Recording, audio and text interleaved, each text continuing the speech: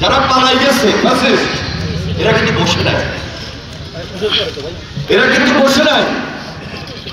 এদের হাজার হাজার লক্ষ লক্ষ কোটি কোটি টাকা এরা পাচার করছে, সেই টাকা দিয়ে দেশে এবং দেশের বাইরে বসে আজকে ষড়যন্ত্র লিপ্ত, যেন বাংলাদেশের সামনে নির্বাচনটা না হইতে পারে।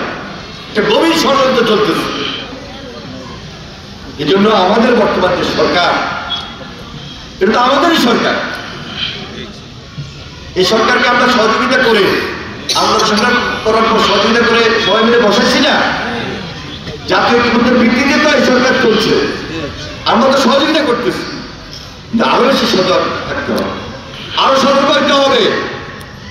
প্রত্যেকটা উপদেষ্টা যারা রয়েছেন তারা যদি খুব অ্যালার্ট না হয়, খুব সতর্ক না হয়, দ্রুত হাসিনার বিচার ব্যবস্থা যদি না হয়, দৃশ্যমান যদি না হয়, ত্বরান্বিত যদি না হয়, তাড়াতাড়ি যদি না হয়, তাহলে দেশের মানুষ কিন্তু খুব কষ্ট পাবে, খুব বিপদে পড়বে। আবার আরেকদিকে নির্বাচন করতে হবে। তাহলে নির্বাচন করতে হলে একদিকে নির্বাচনী রোড ম্যাপ দিতে হবে, আরেকদিকে দ্রুত সংস্কারের কাজ করতে হবে। আমাদের এই বর্তমান অন্তর্বর্তীকালীন সরকারে তো বলেছে যে সংস্কার করতে 3 মাস লাগবে, 3 মাসের জায়গায় যেন 6 মাস লাগবে। যাই হোক, এখনো হয় না, দৃশ্যমান হয় না। আমরা আশা করছি দ্রুত এই কাজগুলো সম্পন্ন করবে, কারণ সাময়িক সরকার, অন্তর্বর্তীকালীন সরকার। দলে সবাই মিলে যদি দেশটাকে আমরা ঐক্যের মধ্যে না নিয়ে যেতে পারি, সুদৃঢ় ঐক্যের উপর ভর যদি না করতে পারি, সুযোগ কিন্তু তারা নেবে।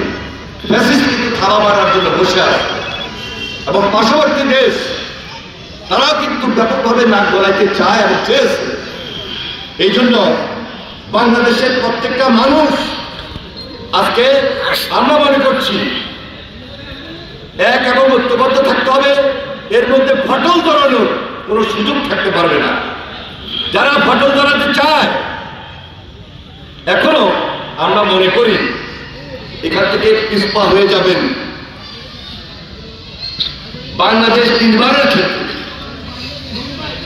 বাংলাদেশ সুন্দর বাংলাদেশ গড়ার ক্ষেত্রে কোনো ফাটল থাকবে 5 তারিখের পরে, আমরা বিশ্বাস করি না।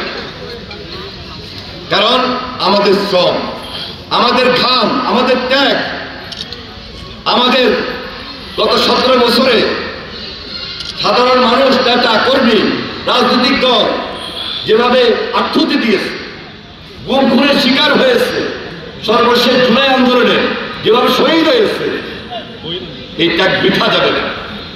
এখনো রক্তের দাগ শুকায় নাই, এখনো রক্তের দাগ শুকায় নাই।